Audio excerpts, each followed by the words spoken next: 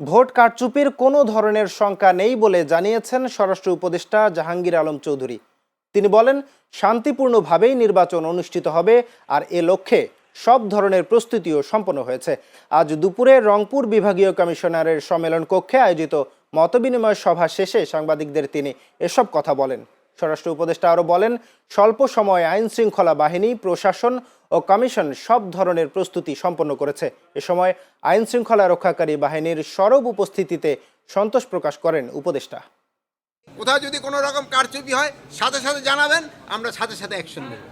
যেই জায়গায় যেই রকম ব্যবস্থা নেওয়ার ওই ধরনের প্রস্তুতি আমাদের নেওয়া হয়েছে এবং এখানে মধ্যমণের সবাই ওইটি আলোচনা হয়েছে এবং নির্বাচন খুব শান্তিপূর্ণভাবে সুষ্ঠু পরিবেশে এবং একটা উৎসব মুখর পরিবেশে নির্বাচন হবে এবং একটা ফ্রি, ফেয়ার অ্যান্ড ক্রেডিবল নির্বাচন হবে। আপনারা সবাই ভালো থাকেন।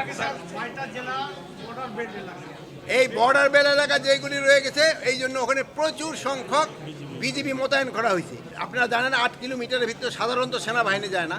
আমরা যদি ওরকম প্রয়োজন পড়ে সেনাবাহিনী ওই জায়গায় যাব।